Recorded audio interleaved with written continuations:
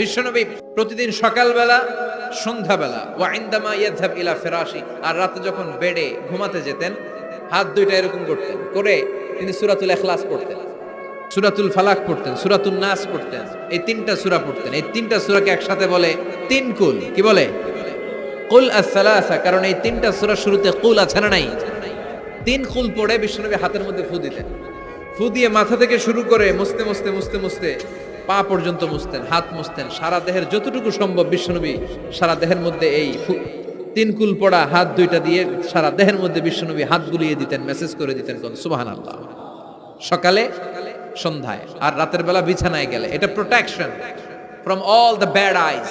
যত হিংসুক চক্ষু আছে, যত ভূত পেতনি আর শয়তানের অনিষ্ট আছে, সব থেকে আপনাকে রক্ষা করবে কে?